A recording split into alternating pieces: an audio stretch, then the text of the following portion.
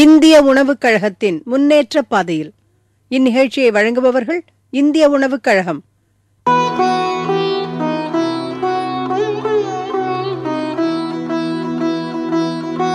இந்திய உணவுக் கழகம் நாட்டு மக்களுக்காக பணியாற்றும் ஒரு கழகம். உணவு தானியங்கள், நெல், அரிசி, கோதுமை ஆகியவை கொள்முதல் செய்தல், பாதுகாத்தல் மற்றும் மாநில அரசு மூலமாக மக்களுக்கு விநியோகம் செய்வது இந்திய உணவுக் கழகத்தின் அயராது பணி.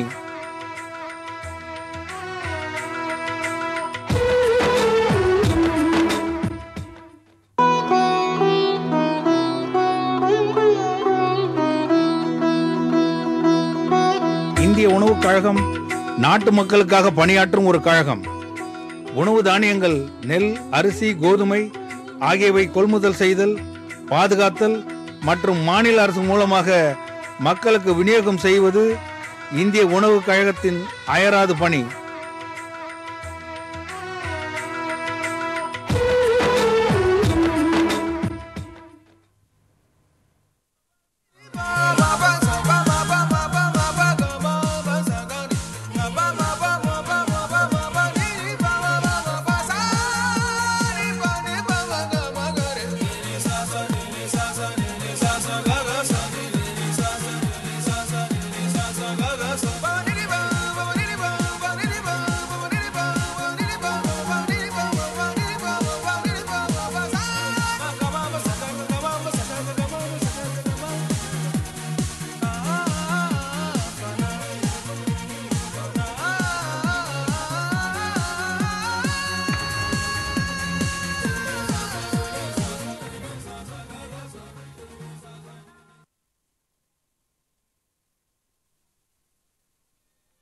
நாம் பார்த்து கொண்டிருக்கும் இந்த அலுவலகம் சென்னை நுங்கம்பாக்கத்தில் அமைந்துள்ள இந்திய உணவுக் கழகத்தின் தென்மண்டல தலைமை அலுவலகம்.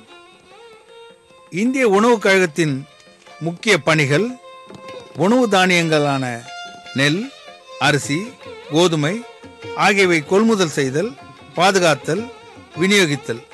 தென்மண்டல அலுவலகத்தின் கீழ் ஆந்திர மாநிலத்தில் ஹைதராபாத்திலும், கேரள மாநிலத்தில் திருவனந்தபுரத்திலும், கர்நாடகாவில் பெங்களூரிலும், தமிழ்நாட்டில் சென்னையிலும் 4 மாநில அலுவலகங்கள் செயல்படுகிறது. தென்மண்டல அலுவலகத்தின் எக்ஸிகியூட்டிவ் டைரக்டர் திரு எஸ் பட்டுவா கூறுவதை கேட்போம்.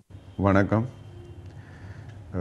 Food Corporation of India is the biggest food grain handling company, that is public sector undertaking, which is handling food grains,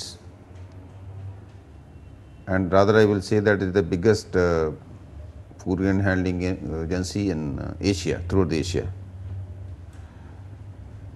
See, this corporation, Food Corporation of India, was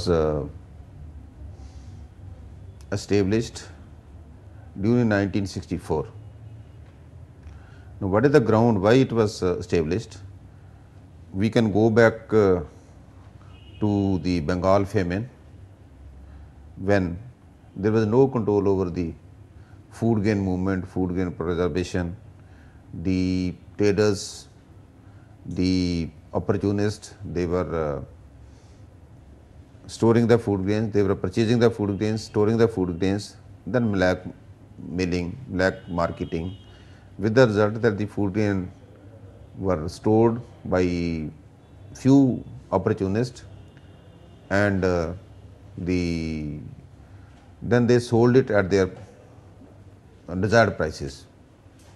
With the result, the hoarding took place large scale, and there was a famine, and the general public could not afford to purchase the food grain at the nominal prices. That was the jerk, that was the with that view then the Parliament decided during 1964 that there should be a central food grain handling agency which can regulate the food grain, or which can ensure the food security of India. இந்திய உணவுக் கழகத்தின் முதல் பணி விவசாயிகளிடமிருந்து உணவு தானியங்கள் கொள்முதல் செய்வது. தமிழ்நாட்டை பொறுத்தவரை தமிழக அரசின் நுகர்வோர் பாதுகாப்பு கழகம் நெல் கொள்முதல் செய்கிறது. நுகர்வோர் வாணிப கழகம் நெல் கொள்முதல் செய்வதற்காக பல கிராமங்களில் விவசாயிகளின் வசதிக்கேற்ப ப்ரொக்யூர்மெண்ட் சென்டர், அதாவது நெல் வாங்கும் இடம் அமைத்துள்ளார்கள். அந்த இடத்திற்கு தங்களது நிலத்தில் விளைந்த நெல்லை விவசாயிகள் எடுத்து வருகிறார்கள்.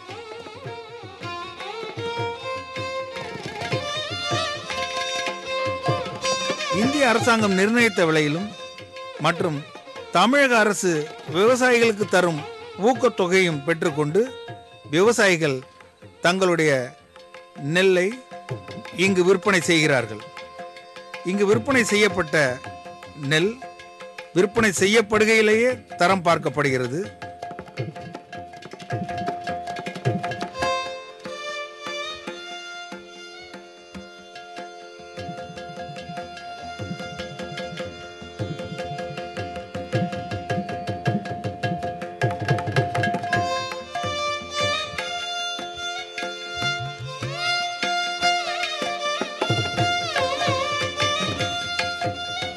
கொள்முதல் செய்யப்பட்ட நெல் கோடவுன்களுக்கு அனுப்பி வைக்கப்படுகிறது. அவ்வாறு அனுப்பி வைக்கப்படும் நெல் மூட்டையிலிருந்து பல மாதிரிகள் எடுத்து இந்திய உணவுக் கழகத்தின் ஆய்வுக் கூடத்திற்கு அனுப்பி வைக்கப்படுகிறது.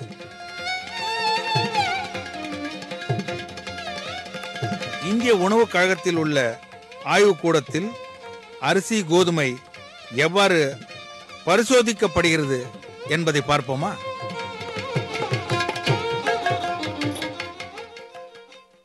சாம்பிள்னு வந்ததுன்னா அந்த சாம்பிளை வாங்கின லேபில் நாங்கள் என்ன பண்ணுவோம் அப்படின்னா அதை பிரித்து எடுத்து அதை கொஞ்சமாக ஒரு பகுதியாக எடுத்து அந்த பகுதியை எடுத்து நாங்கள் என்ன பண்ணுவோம், அதனுடைய எல்லா விதமான தரம் எப்படி இருக்குன்னு பார்ப்போம். அந்த தரத்தை பார்க்குற விதம் எப்படின்னா, நீங்கள் இப்போ இந்த பிளேட்டை பார்க்கலாம். இந்த பிளேட்டில் பார்த்தீங்கன்னா ஒரு ரைஸ் சாம்பிள் இருக்குது. இது வந்து ஒரு பாயில் ரைஸ் சாம்பிள், இது ஒரு ரா ரைஸ் சாம்பிள், இது கோதுமை.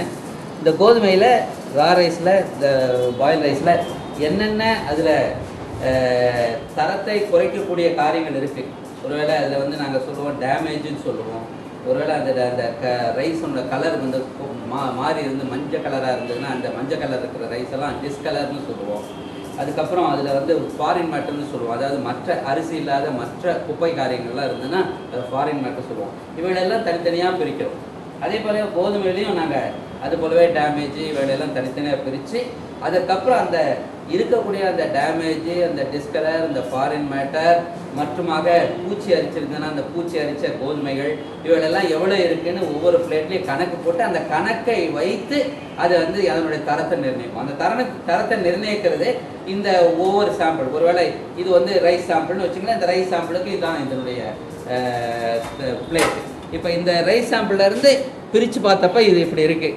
அப்போ இதில் இருக்கக்கூடிய இந்த டிஸ்கலர், டேமேஜு மற்றுமாக foreign matter, broken, small broken, big broken, அதே போலவே இதனுடைய தரம் குறைந்த, அதாவது தரம்னா வேறு வெரைட்டி அதில் கலந்துருந்ததுன்னா அட்மிக்சர், இவளெல்லாம் வைத்து இதனுடைய தரம் என்ன அப்படின்றத நாங்கள் நிர்ணயம் பண்ணுவோம். நிர்ணயம் பண்ணி தான் இதை வந்து நாங்கள் என்ன பண்ணுவோம், குடவுனில் வைத்திருந்து மற்றவர்களுக்கு கொடுக்கறதுக்கு நாங்கள் இதை சரி பண்ணி வைக்கப்படுவோம். இதுதான் முக்கியமாக செய்கிற வேலை. இதை வந்து இந்த லேபில் மாத்திரம் இல்லை, ஒரு டெப்போவுக்கு போனீங்கன்னா டெப்போவில் இருக்கக்கூடிய ஒரு சாதாரண ஒரு அதாவது குவாலிட்டி கண்ட்ரோல் ஆஃபீஸர் அங்கே இருக்கிறாருன்னா அவர் கூட இந்த போல தான் செய்து அந்த ஒவ்வொரு ஸ்டாஃபுடைய தரத்தையும் அவர் நிர்ணயம் பண்ணுவார். நிர்ணயம் பண்ணி அதை வைத்துக்கொண்டு அதுக்கப்புறம் அதை மற்றவர்களுக்கு கொடுக்கும்போது, அதாவது பப்ளிக் கொடுக்கும்போது அதை எப்படி கொடுக்கலாம், எந்த நிலைமையில் அது இருக்குது அப்படின்னு சொல்லி முடிவு செய்து தான் அதை கொடுப்பாங்க.